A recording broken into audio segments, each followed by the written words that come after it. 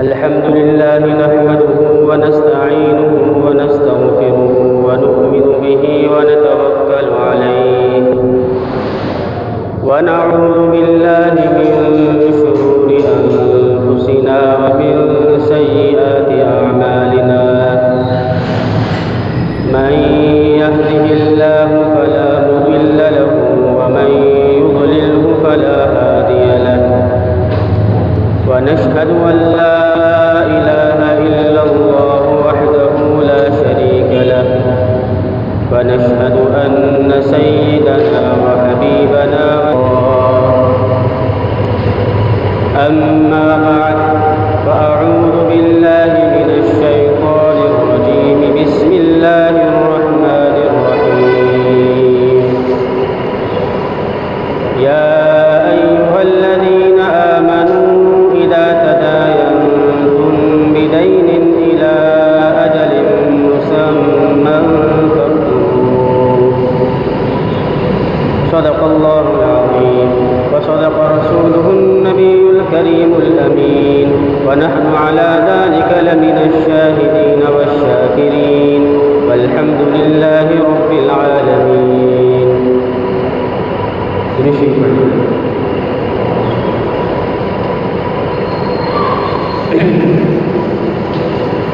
میرے محترم بھائی عزیز و دوستوں،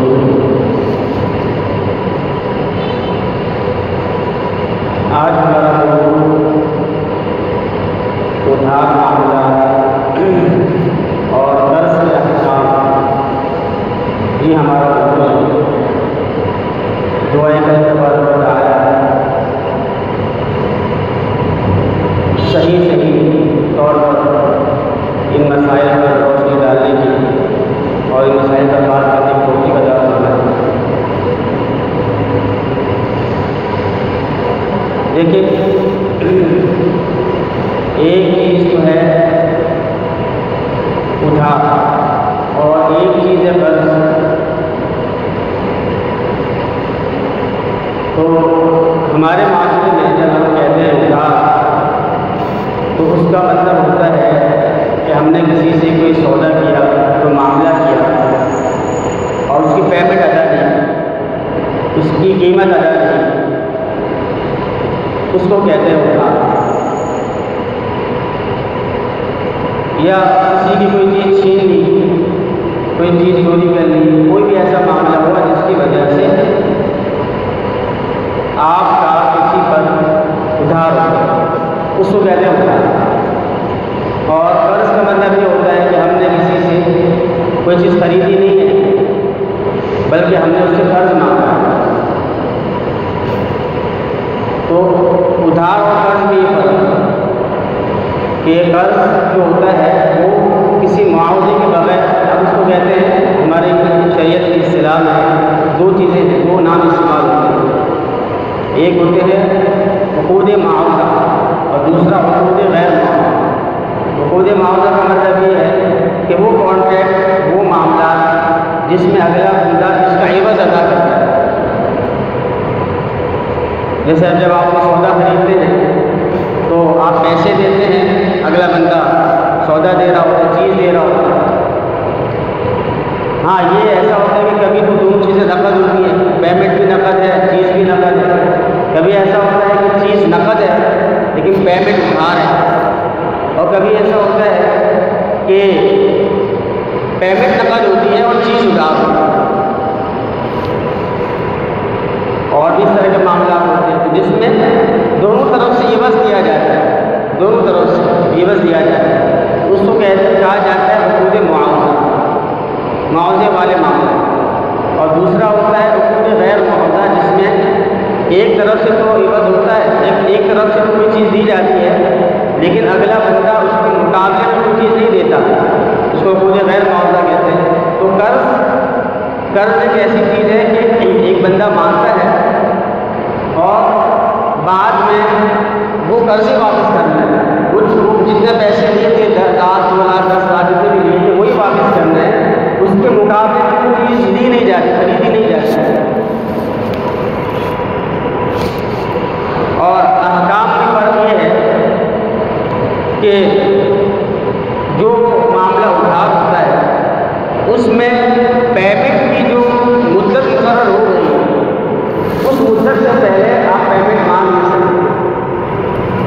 نے اس میں مکان لیا ہے اور کہا ہے کہ 3 مہینے میں پیمنٹ کرے، یا آپ نے کوئی آٹا خریدا یا سودا خریدتے رہتے دکاندار سے، اس سے کہا کہ 3 مہینے کے آخر میں دے دوں گا. مختلف پوری مارکیٹ ہے، مارکیٹ میں ادھار سودے ہوتے ہیں، اس میں ایک وقت مقرر کر دیا جاتا ہے کہ اتنی 6 مہینے 1 سال کوئی بھی مدت مقرر کر لی، اس مدت میں آپ کو دے دوں گا پیمنٹ. تو ادھاری کے معاملات میں اس مدت سے پہلے مانگ نہیں سکتا ہے. جب پیمنٹ 3 مہینے میں دینا طے پائی ہے تو 3 مہینے سے پہلے نہیں مانگ سکتا کہ مجھے ابھی تو 2 دن کے بعد مانگنا شروع کر دیا، 1 ہفتے بعد مانگنا شروع کر دیا. یا دکاندار ہے جس سے آپ نے معاہدہ کیا تھا کہ 1 مہینے کے آخر میں دوں گا، وہ ابھی سے مانگنا شروع کر رہے ہیں. آپ نے ابھی سودا خریدا اور ابھی سے آپ سے مانگنا شروع کر رہے ہیں، تو ایسا نہیں ہے. تو جتنے بھی ادھار معاملات ہیں جو مدت مقرر ہو گئی ہے اس مدت سے پہلے مانگ نہیں سکتا، اس مدت کے بعد ہی مانگے. جبکہ قرض کے اندر ایک آدمی نے مثلا الف ہے، الف نے بعد سے کہا کہ مجھے قرضہ چاہیے، بعد نے کہا کہ ٹھیک ہے میں آپ کو قرضہ دیتا ہوں، کب واپس ہوتا ہوں؟ اس نے کہا کہ 1 سال بعد میری بیسی کھلے گی، یہ آج اپریل ہے، اگلے سال 2020 کے اپریل میں آپ کی بیسی کھلے گی، آپ کو پیسے واپس کروں. تو ویسے تو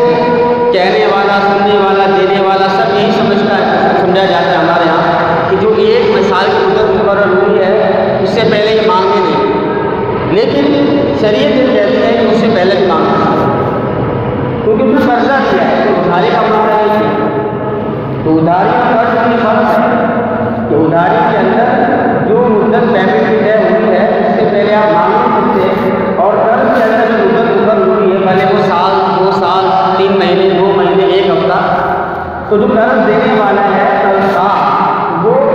اس بندے سے اس سے پہلے بھی مانگ سکتا ہے. یہ ایک الگ بات ہے کہ مانگنا، اگر مانگے گا اس وقت سے پہلے تو اگلا بندہ بیچارہ مجبور ہے، پریشان ہو جائے گا. اس نے تو 1 سال بعد یا 3 مہینے کے بعد ادا کرنے کا کہا تھا، آپ اس سے پہلے مانگیں گے لیکن آپ کو پیسے نہیں ہوں گے، اس کو پریشانی ہوگی. لیکن شریعت کی نظر میں مسئلہ یہ ہے کہ وہ اس وقت مقرر سے پہلے کی قرض کی صورت میں مانگنا، اس لیے کہ وہ اپنے معاوضہ نہیں، وہ ایک انسان کا محض ایک احسان ہوتا ہے. کسی کو قرضہ دے کر ایک انسان محض احسان کرتا ہے، اور اسی وجہ سے اور اس قرض کا کوئی نفع نہیں لے رہا ہوتا.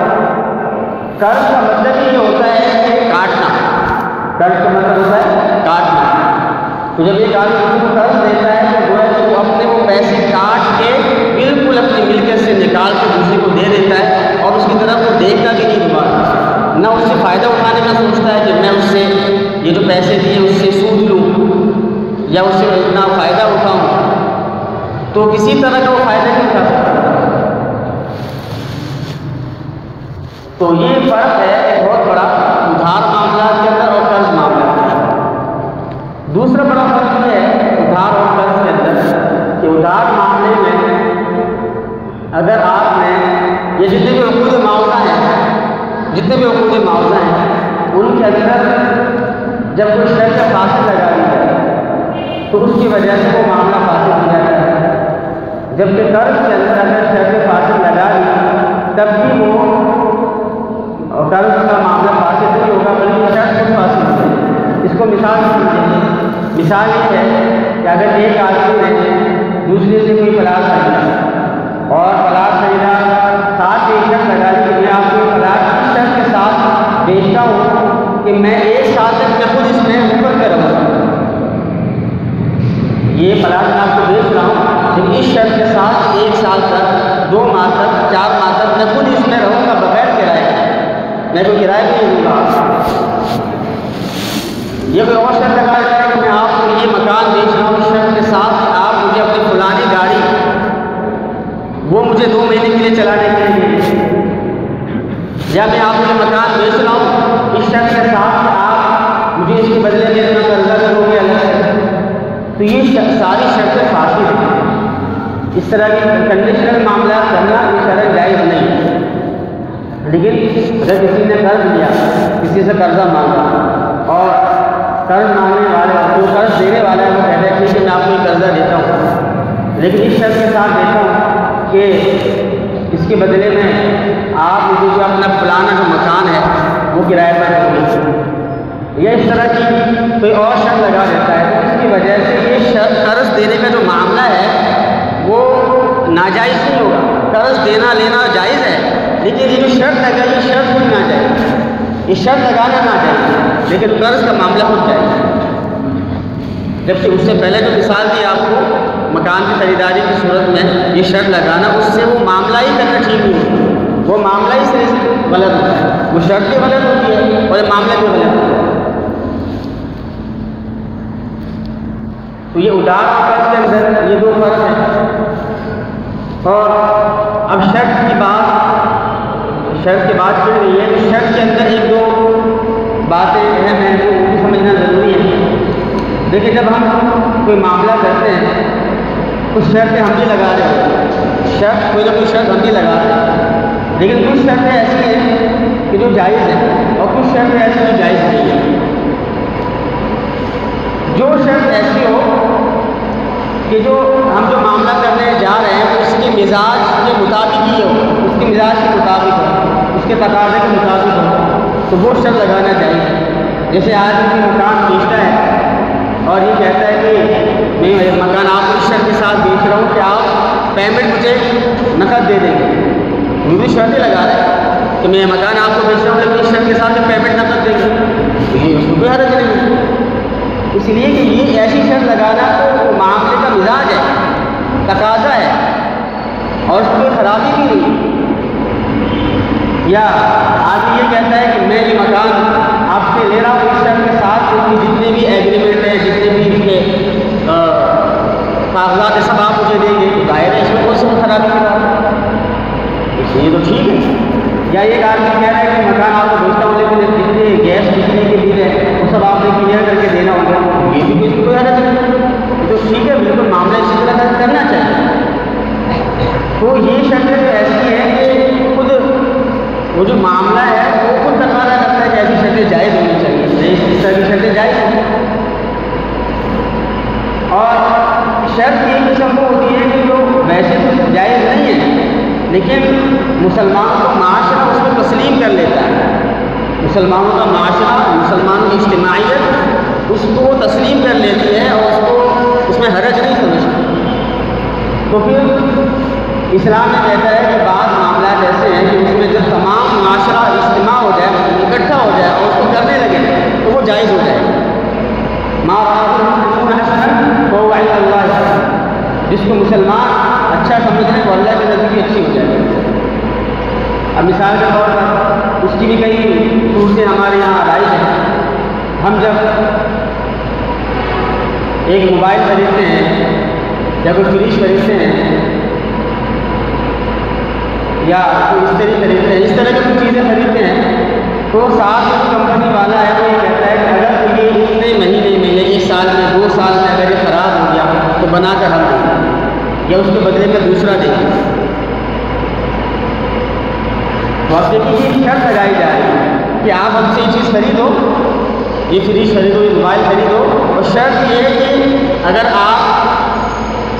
کے پاس یہ چیز خراب ہو جاتی ہے 1 سال 2 سال کے اندر تو ہم اس کو بنا کر دیں گے، اس کی مرمت ہم کر کے دیں گے۔ تو ویسے تو یہ جائز نہیں ہونا چاہیے، لیکن سارے مسلمان اس طرح کر رہے ہیں، مسلمانوں کا معاشرہ اس کو کر رہا ہے، اس لیے اس کو جائز۔ یا مثلا جب ہم کوئی مکان یا دکان کرایہ پر دیتے ہیں تو کرایہ دار سے کہتے ہیں کہ ڈپازٹ کا ایڈوانس کر کے لیں، تو ایڈوانس لیتے ہیں تو گویا کہ آپ یہ شرط لگا رہے ہیں کہ میں آپ کو کرایہ پر مکان اس وقت دوں گا جبکہ آپ اتنا ڈپازٹ جمع کراؤ ورنہ نہیں دوں گا، تو یہ شرط لگا رہے ہیں تو جائز نہیں ہونا چاہیے، لیکن سارا مسلمان معاشرہ یہ اس پر عمل کر رہا ہے، سب کر رہا ہے، اس لیے یہ شرط اگرچہ ناجائز تھی لیکن اب جائز ہے، اس لیے کہ مسلمانوں نے اس کو کرنا شروع کر دیا اور اس میں وہ خرابی ختم ہو۔ یا مثلا ایک سلائی ہے، سلائی والا ہے، اس کے پاس آپ جا کے کہتے ہیں کہ یہ جو فلانا کپڑا ہے مجھے دے دو، نکال کے دے دینا ہے، پھر کہتے ہیں کہ یہ کپڑا کاٹ کے سی کے بھی دینا ہے آپ نے، تو خریدا بھی اسی سے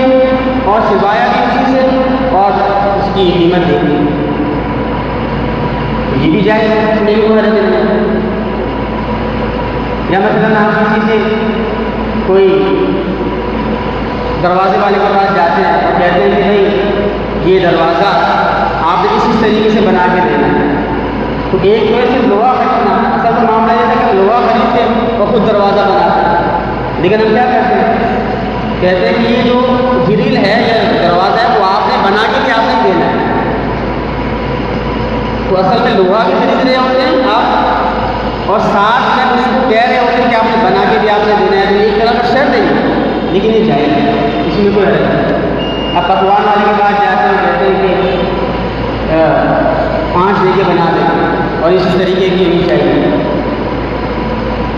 تو اب دیکھیے یہاں پہ 2 معاملے ایک ساتھ ہو رہے ہیں. ایک تو آپ چاول، گوشت، مسالہ سب خرید رہے ہیں اور ساتھ اس سے کہہ رہے ہیں کہ آپ بنا کے بھی دو. 2 معاملے ہو رہے ہیں، ایک خریداری کا معاملہ ہے، اس کو آپ کیا کہتے ہیں، اس سے کام بھی کروانا. تو یہ شرن جائز ہے، ورنہ اصل حقیقت کے لحاظ سے دیکھا جائے تو جائز نہیں ہے. تو یہ اس شرط کی بحث ہے جو، اور اس کو سمجھنا ضروری ہے. یعنی ہر شرط کو ہم ناجائز نہیں کہہ سکتے، بلکہ جو شرط اس معاملے کے مزاج کے مطابق ہو، شریعت کے مزاج کے مطابق ہو، وہ جائز ہے. اور وہ شرط کہ جو معاملے کے مزاج کے مطابق نہ ہو لیکن لوگوں نے اس کو قبول کر لیا، مسلمان معاشرہ کو قبول کر لیا، وہ جائز ہے. ہاں لیکن اگر وہ شرط ایسی ہے کہ وہ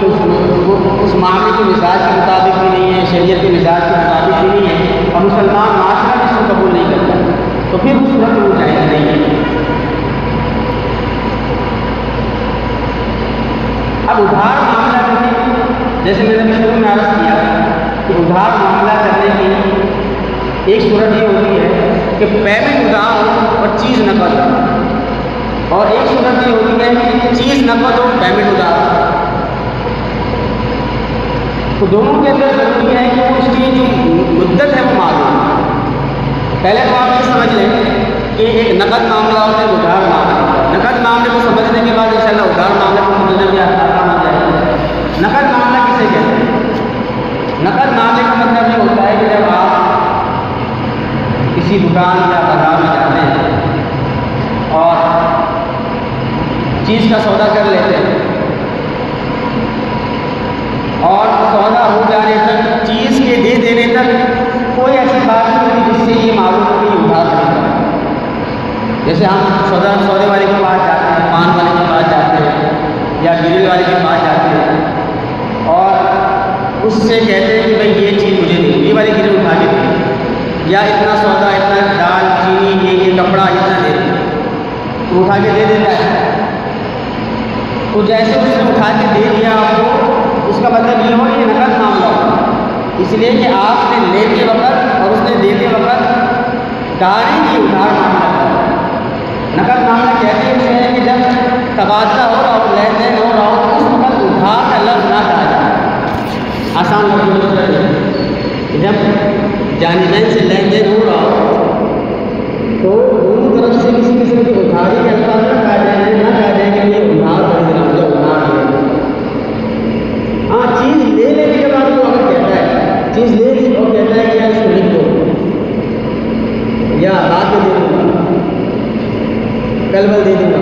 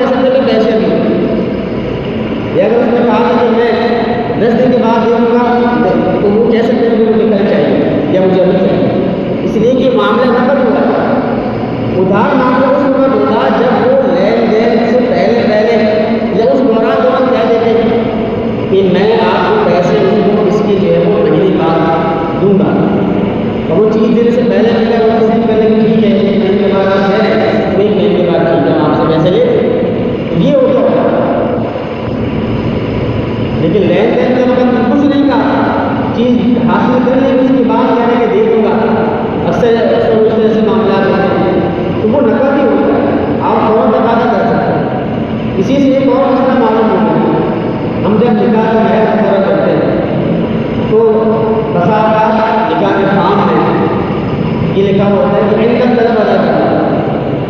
عند طلب ادا کرنا، یا بیوی کی طرف سے جب مطالبہ ہو اس کا ادا کرنا ہوتا ہے، تو اس کو ہم یہ سمجھتے ہیں کہ یہ ادھار ہے، حالانکہ ادھار نہیں ہے، وہ نقد ہے۔ نقد مہر اس وقت بنتا ہے جب آپ معاملہ ادا کرتے ہوئے یہ کہتے ہیں کہ یہ مہر ادھار ہے اور اس کی ادھاری کی مدت ہے وہ اتنی سال ہے، مثلاً 10 سال، 1 سال، 2 سال، تو مدت مقرر کر لی جائے ہے دینے کی، وہ ہوگا ادھار، لیکن کوئی مدت مقرر نہیں کی گئی، صرف یہ کہا کہ عند طلب ادا کرنا ہوگا، یعنی کہ بیوی جب بھی مانگے ادا کرنا ہوگا، جب بھی مانگے ادا کرنا ہوگا تو اس کی مدت مقرر نہیں کی، اور یہ تو نقد معاملہ ہے، نقد معاملے کا مطلب یہ ہوگا جب چاہے مانگ سکتے، تو عند طلب کا لفظ کہہ کر آپ نے اس کو نقد بنا دیا۔ ہاں اگر یہ لکھتا ہو کہ طلاق کے وقت مہر ادا کیا جائے یا موت کے وقت ادا کیا جائے، تو اگر یہ بھی ایک طرح سے اس میں مدت میں جہالت ہے، مدت بتائی نہیں ہے، لیکن علماء نے اس کو ادھار تسلیم کر لیا ہے، لیکن اس کے علاوہ جو سنتے ہیں جس میں مدت بتائی نہ جائے تو وہ مہر پھر بھی نقد ہی رہتا ہے۔ تو یہ مثال سے امید ہے کہ آپ کو بات سمجھ میں آ گئی ہوگی کہ ادھار اور نقد میں کیا فرق ہے۔ تو ادھار معاملے میں اس کی مدت بیان کرنا ضروری ہے، اگر مدت نہیں بتائی یعنی کہ معاملہ کرتے وقت کہہ تو رہا ہے کہ نہیں آپ سے معاملہ ادھار کر رہا ہے، ادھاری کرتا ہے، لیکن اس کی مدت مقرر نہیں کہ کتنی ادھار ہے، 2 مہینے، 1 مہینہ، 1 سال، 2 سال، یہ معاملہ تو آپ نے ادھار کیا لیکن شریعت کے تقاضے کے خلاف ہے، شریعت یہ کہتی ہے کہ معلوم ہونا چاہیے مدت، اس لیے کہ اگر مدت معلوم نہ ہو اس سے جھگڑا پیدا ہوگا، اور اسلام یہ کہتا ہے، اسلام کا مزاج ہے کہ مارکیٹ کے اندر کسی طرح کا نظام اور جھگڑا پیدا نہیں ہونا چاہیے، ابہام پیدا نہیں ہونا چاہیے معاملہ، تو جب آپ نے اس کی مدت مقرر نہیں کہ ابہام پیدا ہو جائے، ایک جہالت پیدا ہو جائے جس کی وجہ سے وہ معاملہ خراب ہے اور ناجائز ہے۔ اگر پہلے نقد ہو وہ چیز ادھار ہو، اس کے لیے ضروری ہے کہ اس کی مدت مقرر کی جائے کہ کب تک یہ چیز آ جائے گی، جو بھی ادھار معاملات ہو اس میں مدت بیان کرنا بہت ضروری ہے۔ قرآن کریم میں جو میں نے آیت آپ کے سامنے تلاوت کی ہے، یا الذین آمنوا اذا تداینتم بدین الی اجل مسمى فاکتبوہ، اس کا اندر 2 باتیں بتائی گئی ہیں، ایک تو یہ بتایا گیا ہے کہ جب بھی کوئی ادھاری کا معاملہ ہو تو وہ مسمن، وہ مطلب اس کی مدت مقرر ہونی چاہیے، اس کی مدت مقرر ہونی چاہیے، اور دوسرا اس میں بتایا گیا ہے کہ اس کو لکھ لینا چاہیے، کیونکہ اگر معاملے میں وہ لین دین ہو گیا وہ تو اگر نہ لکھے تب بھی کوئی مسئلہ نہیں ہے، لیکن ادھاری کے معاملے میں انسان ہے، انسان سے بھول چوک ہو جاتی ہے، انسان کو اللہ نے زور پیدا کیا ہے، بھول بھی جاتا ہے، ہو سکتا ہے یہ بھول جائے، ہو سکتا ہے وہ اگلا اپنی پارٹی میں ہو جائے، اس لیے لکھ لینے سے وہ چیز محفوظ ہوتی ہے، اس لیے لکھت پر ضرور کر لینا چاہیے۔ آج کل ہمارے بہت سے معاملات، نکاح کے بھی معاملات ہوتے ہیں، لین دین کے معاملات ہوتے ہیں، قرض کے معاملات ہوتے ہیں، ادھاری کے معاملات ہوتے ہیں، اسے ہم لکھتے نہیں ہیں، لکھت پر نہ ہونے کی وجہ سے بعض اوقات بڑے بڑے تنازعات ہوتے ہیں، اس لیے لکھت پر ضرور کرنی چاہیے۔ قرآن کریم نے بہت تاکید سے کہا بار بار کہیے اس بات کو، لکھ لو، لکھوا لو، خود لکھنا نہیں آتا دوسرے سے لکھوا لو، گواہ قائم کر لو، گواہ بنا لو، تاکہ بعد میں بھولے نہیں۔ ادھار معاملے کے اندر ایک صورت ہوتی ہے قسطوں پر بیٹھ کر، قسطوں پر خریداری کرنا، اس کو کہتے ہیں انسٹالمنٹ۔ تو بہت سے لوگ سمجھتے ہیں کہ انسٹالمنٹ پہ خریداری کرنا سود ہے، ناجائز ہے، تو یہ اس طرح نہیں، بعض صورتیں اس کی جائز ہے، بعض صورتیں ناجائز ہے۔ اگر انسٹالمنٹ پہ جو آپ نے کاروبار کیا ہے چیز بیچی ہے، اگر تو آپ نے یہ کہا کہ دیکھو یہ چیز ہے، یہ نقد میں لوگے تو 10,000 کی اور ادھار میں لوگے تو 12,000 کی، 1 مہینے کے ادھار میں لوگے تو 11,000 کی ہے، 2 مہینے کے ادھار میں لوگے 12,000 کی ہے، 10 مہینے کے ادھار میں لوگے تو مطلب 15,000 کی ہے، مختلف مدت کے الگ الگ ادھار ہیں۔ اور پھر وہ جو اگلا خریدار ہے وہ ایک بات بتا دیتا ہے کہ ہاں میں نے یہ چیز آپ سے خریدی اور 2 مہینے کی ادھاری ہے، یعنی 2 مہینے کو 2 قسط سے ادا کروں گا، ایک قسط ابھی ادا کروں گا، ایک 2 مہینے میں ادا کروں گا، یا جو بھی ہے اس نے اپنی جو اس کی اختیار ہے جو اس وجہ طاقت کے مطابق میں بتا دیا کہ میں اتنے مہینے میں سے ادا کر دوں گا، تو اب یہ معاملہ جائے گا، اس لیے کہ اس میں کوئی جہالت نہیں ہے، اس نے ویسے بھی نقد کا ریٹ الگ ہوتا ہے، ادھار کا الگ ہوتا ہے، تو نقد کے ریٹ الگ ہونا، ادھار کا زیادہ رکھنا ہے، شرح رسموں کے الگ نہیں ہے، لیکن اگر اس طرح معاملہ ہوا کہ اس نے 4-5 مدتیں بیان کر دی کہ اگر 1 سال کی قسطیں ہوں گی تو کتنا پیسے ہوں گی، مثلا 1000 روپئے زیادہ ہوگا، اور 14 مہینے کی قسطیں کرو گے تو 500 روپئے بڑھ جائیں گے، 2 سال کی قسطیں کرو گے تو 1000 اور بڑھ جائیں گے، لیکن کوئی طے نہیں ہوا، ان 4-5 معاہدوں میں سے کوئی ایک معاہدہ طے نہیں ہوا، اور طے کیے بغیر وہ کھڑے ہو گئے، تو یہ معاملہ نہیں ہے، اس لیے کہ یہاں بھی کوئی طے کیے بغیر آپ اڑ گئے،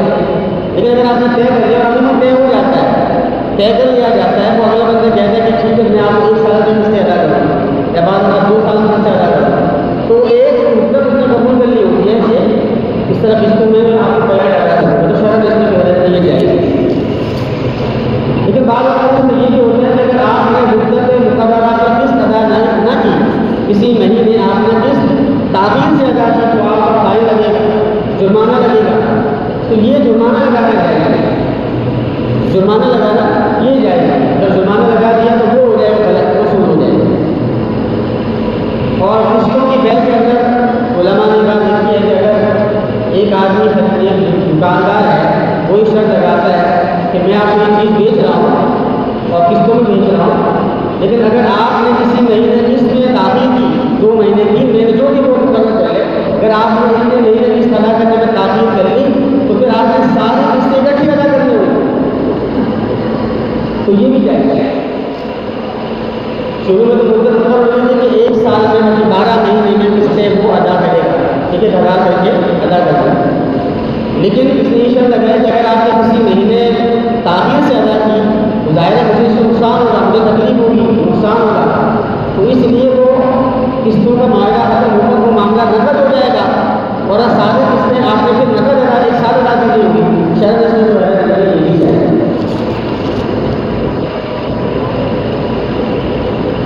اب یہاں پہ جب ہم ادھار معاملے کرتے ہیں تو سب سے بہترین تو یہ کہ معاملہ ادھار کیا جائے، نقد معاملہ کیا جائے، نقد معاملے میں جو دکاندار ہے اس کو نقصان نہیں ہوگا اور ایک چیز کی اس کا دل مطمئن ہوگا، لیکن لوگ ادھار معاملہ ادا کرتے ہیں اور بعض اوقات اس کی ضرورت بھی ہوتی ہے ادھار معاملہ کرنے کی، ادھار معاملہ کر لیا، لیکن جو دکاندار ہے جو بیچنے والا ہے اس کا دل پریشان رہتا ہے کہ آیا یہ بندہ پیمنٹ ادا کرے گا نہیں کرے گا، وقت پہ ادا کرے گا نہیں کرے گا، تو اس بندے کو قابو میں رکھنے کے لیے جو بندہ بھاگ نہ جائے اور وہ ہمارے ساتھ فراڈ نہ کرے، اس کو فراڈ سے بچانے کے لیے خود بھی فراڈ ہونے سے بچنے کی کیا صورت ہوگی، تو اس کو علماء نے تقریباً 4 صورتیں لکھی ہیں تاکہ دھوکے سے بچیں۔ ایک صورت تو یہ ہے کہ ہم اس سے کوئی ضامن لیں، جو ادھار معاملہ سامنے آ رہا ہے اس سے ایک ضامن لے لیں کہ دیکھو اگر آپ نے پیمنٹ ادا نہ کی اتنے مہینے میں تو فلانا بندہ ضامن مثلاً ایک لڑکا جا رہا ہے وہ اپنے والد کو ذمہ دار بنا رہا ہے، یا محل میں کسی امانت دار دینا چاہ رہا ہے وہ ذمہ دار بنا رہا ہے، ضامن بنا رہا ہے، ضمانتی بنا رہا ہے کہ اگر میں ادا نہیں کر پایا تو یہ آدمی ادا کرے گا، اس طرح ضمانتی بنا رہا ہے، ایک صورت یہ ہوتی ہے۔ اب ظاہر ہے جس کو ضمانتی بنائے گا وہ ایک اچھا آدمی ہوگا اور پاور والا آدمی ہوگا، اسی کو ضامن بنائے، ایسا نہ کہ بالکل ایسا آپ نے صحیح بات کو آپ نے ضامن بنا دیا کہ اگر وہ اگلا بندہ بھاگ کے جائے وہ خود بھی نہیں نکال سکتا، نہ خود دے سکتا ہے نہ اس سے نکلوا سکتا، تو ضامن بنے ایسے بندے کو کہ جو اپنے طاقت کے بل بوتے پر اس کو کہیں نہ کہیں سے نکلوا سکتا، تو ضامن بنایا پہلا طریقہ یہ، اور شرح اس میں غلط نہیں ہے۔ دوسرا طریقہ یہ ہے کہ آپ اس سے کوئی چیز بطور رہن کے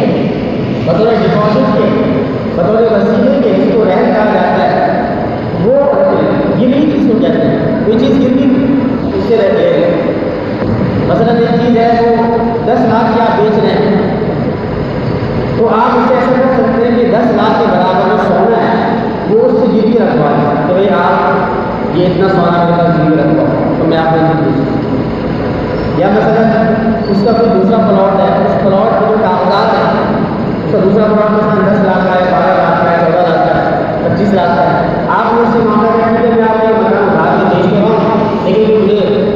اس کے لیے ڈپازٹ چاہیے تسلی کے لیے. آپ ایسا کرو کہ اپنے مکان میں کاغذات ہیں یا فلاں چیز کے کاغذات ہے میرے پاس رکھوا دو اور گروی کے رہے تو شرح یہ بھی جائے.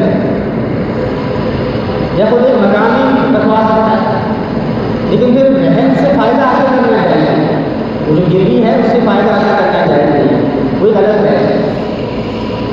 اور تیسری صورت یہ ہے کہ آپ معاملہ اس طرح کریں کہ مثلاً ہم یہ کہ دیکھو ہمارے درمیان 3 مہینے کی مدت ہے، 3 مہینے کے اندر آپ نے پیسے ادا کر دیے. اگر 3 مہینے کے اندر اگر پیسے ادا کر دیے تو ہمارا معاملہ ہو گیا ڈن، ٹھیک جائز. اور اگر 3 مہینے کے اندر اگر آپ نے پیسے ادا نہ کیے تو ہماری یہ سودا کینسل ہو جائے گا، یہ سودا ہی کینسل ہو جائے گا. اس کو شریعت کی اصطلاح میں کہتے ہیں خیال نقد.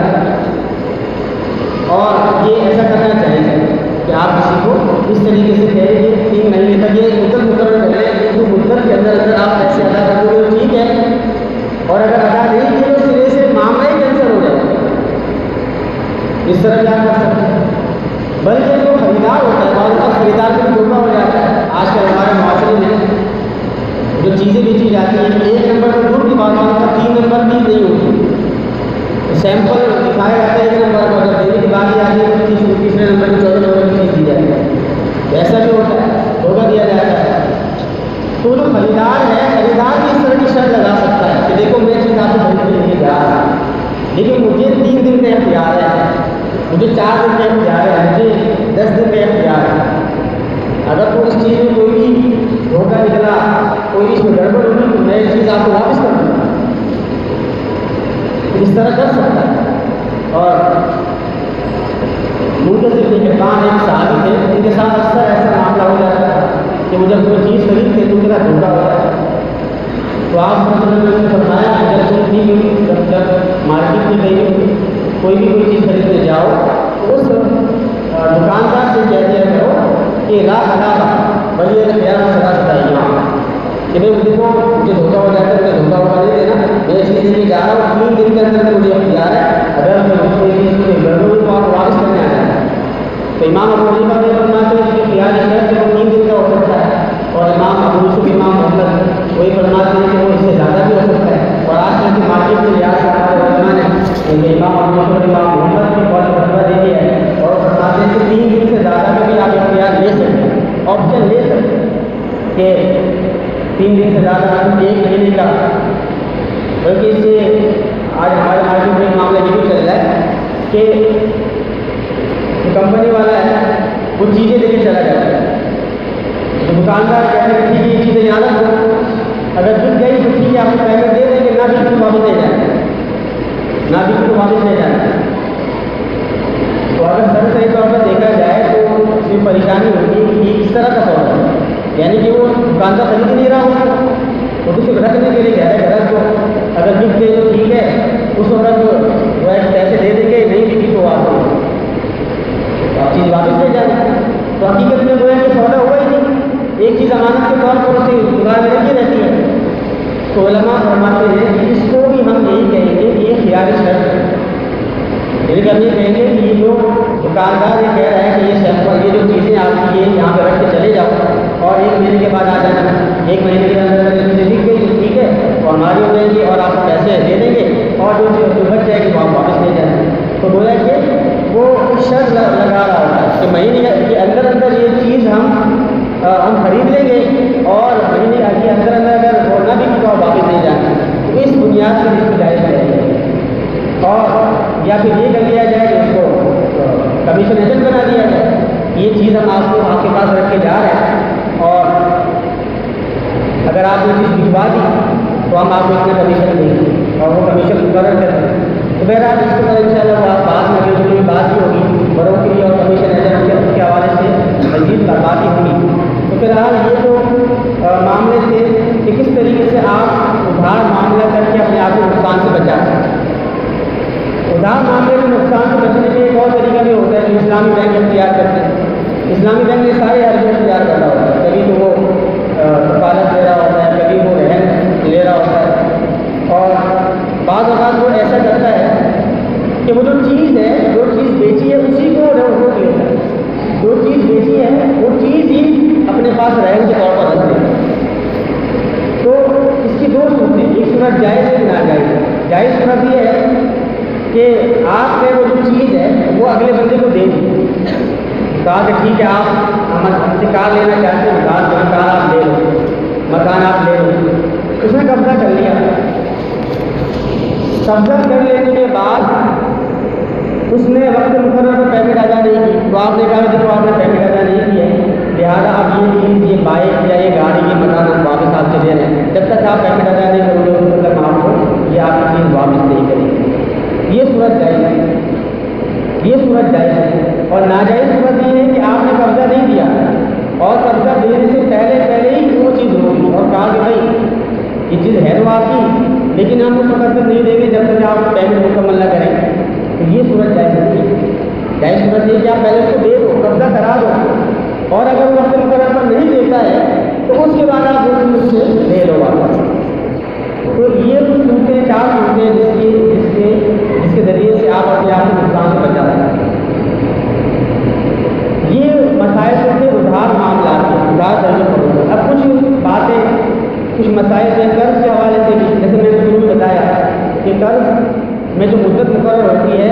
وہ مدت لازمی نہیں ہوتی۔ اگر وہ مدت کسی نے آپ سے قرض مانگا اور کہا کہ 1 سال بعد میں قرض واپس کروں گا، تو اگر تو بہتر تو یہ کہ آپ 1 سال سے پہلے قرض نہ مانگیں، لیکن آپ نے کسی عذر کی وجہ سے 1 مہینے کے بعد ہی پیسے مانگنا شروع کر دیے تو آپ کے لیے جائز ہے، اس میں کوئی حرج نہیں ہے، اس لیے کہ قرض وہ لازم نہیں ہوتا، اس کی مدت لازم نہیں ہوتی۔ اسی طریقے سے جیسے پہلے بھی عرض کیا گیا تھا کہ جب ہم کرنٹ اکاؤنٹ کھلواتے ہیں تو کرنٹ اکاؤنٹ چاہے اسلامی بینک میں کھلوائیں یا خودی بینک، کنورشنل بینک میں کھلوائیں، تو وہ جو پیسہ ہمارا ان کے پاس رکھا ہوتا ہے وہ قرض ہوتا ہے۔ ہم جیز کیش اکاؤنٹ کھلواتے ہیں، ایزی پیسہ اکاؤنٹ کھلواتے ہیں، اور اس طرح کی آج کل جو مختلف اسکیمیں آ رہی ہیں اس میں اکاؤنٹ کھلوا دیا، پیسے ہم نے جمع کرا دیا، تو وہ قرض کے طور پر پیسے جمع ہوتے ہیں۔ ہمارے میں جو پیسے ان کے پاس جمع قرض کے طور پر، اگر وہ اس کے بدلے میں کوئی اضافی چیز ہمیں دے رہے ہیں، یعنی وہ فری منٹس دے رہے ہیں، فری SMS دے رہے ہیں، یا اس طرح کی کوئی الگ سے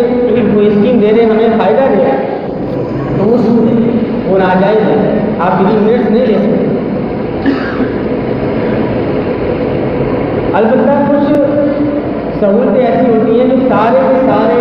اکاؤنٹ ہولڈر کو دی جا رہی ہے۔ مثلا کرنٹ اکاؤنٹ والا ہوگا اس کو بھی سہولت دی جاتی ہے، اور جو سیونگ اکاؤنٹ والا ہے اس کو بھی سہولت دی جاتی ہے۔ مثال کے طور پر وہ جو چیک بک ہوتی ہے، بعض بینک ایسے ہوتے ہیں کہ وہ اپنے تمام اکاؤنٹ ہولڈر کو چیک بک فری دے رہی ہوتی ہے، چاہے وہ کرنٹ اکاؤنٹ والا ہو چاہے سیونگ اکاؤنٹ والا۔ تو چیک بک پیمنٹ خرچہ آ رہا ہوتا ہے بینک، لیکن وہ خرچہ آپ کی جیب سے بھر رہا ہوتا ہے، وہ ایک سہولت دے رہا ہوتا ہے اپنے پاس آنے والوں کو کہ ہم آپ کو فری دیں گے، چیک بک فری دیں گے۔ تو کیونکہ وہ جو چیک بک آپ کو ملی ہے وہ ایسا نہیں کہ صرف آپ کو ملی ہے، صرف سیونگ اکاؤنٹ والے کو ملی ہے یا صرف کرنٹ اکاؤنٹ والے کو ملی ہے، تو سبھی کو مل رہی ہے، تو یہ بھی سود نہیں ہے، اس لیے تو سب کو ملی ہے۔ سود ہوتا ہے جب صرف آپ کو دی جاتی ہے۔ اسی طریقے سے ایک اور قرض کے حوالے سے ضروری مسئلہ یہ ہے کہ بعض اوقات ایک والد ایک گھر بن رہا ہوتا ہے، کوئی چیز خریداری کرنی ہوتی ہے، اور ایک گھر میں بہن بھائی والدین بھی ہیں، والد نے کہا میں مکان بنانے کے لیے پیسے جمع کرتے ہیں، مکان بناتے ہیں، مکان خریدتے ہیں، تو سب اپنا تھوڑا پیسہ ملا کے خرید لیتے ہیں۔ تو اگر تو کسی بیٹے نے، کسی لڑکے نے پیسے دے دیے اور بعد میں 10-20 سال کے بعد کہتا ہے کہ میں نے تو پیسے قرضے کے طور پر دیے تو مجھے پیسے چاہیے، تو معاملہ پھر تنازع کا شکار ہو جاتا ہے۔ تو علماء فرماتے ہیں کہ دیکھو قرض ایک ایسا معاملہ ہے کہ جس میں صراحت ضروری ہے، صراحت ضروری ہے، نیت کا کوئی اعتبار نہیں۔ جب آپ سے پیسے مانگے گئے تھے تو تو اس وقت آپ کو کہنا چاہیے تھا کہ میں نے جو پیسے دیے وہ قرضے کے طور پر دیے، میں بعد میں دوں گا، ان سب کو بنا وہ قرض۔ لیکن اگر ایسا کچھ کہا نہیں ہے، پیسے لگا دیے، مکان بن گیا، 10-20 سال گزر گئے، اس کے بعد آپ کہہ رہے ہیں کہ مجھے وہ میں نے قرضے کے طور پر دیا، وہ قرضہ شمار نہیں ہوگا، وہ آپ کا احسان شمار ہوگا، اس لیے کہ آپ نے اس پر کوئی کسی قرضے کی سراہد نہیں کی۔ تو قرضے کے لیے ضروری ہے کہ سراہد کی جائے۔ ایک اور مسئلہ قرض کے حوالے سے یہ ہے کہ قرض ایک ایسا معاملہ ہے کہ وہ ضرورت کے موقع پر ہی لینا چاہیے، بغیر ضرورت کے قرض لینا اچھی بات نہیں ہے، گناہ ہے۔ اب ہمارے معاشرے میں جو ہے وہ قرض لین دین کا یا مارکیٹوں میں جیسے مثلا عمرے کا پیکج آ رہا ہوتا ہے، بینک والے عمرے کا پیکج نکالتے ہیں، نفلی عمر، ایک آدمی نے عمرہ، لیکن عمرہ کو فرض تو ہے، عمرہ ایک نفلی عبادت ہے۔ اب ایک نفلی عبادت کے لیے آپ ایک قرض والا معاملہ کر رہے ہیں، یہ بغیر ضرورت کے قرض، اس کی حوصلہ افزائی نہیں کرنی چاہیے، اس طرح کے معاملہ ہے۔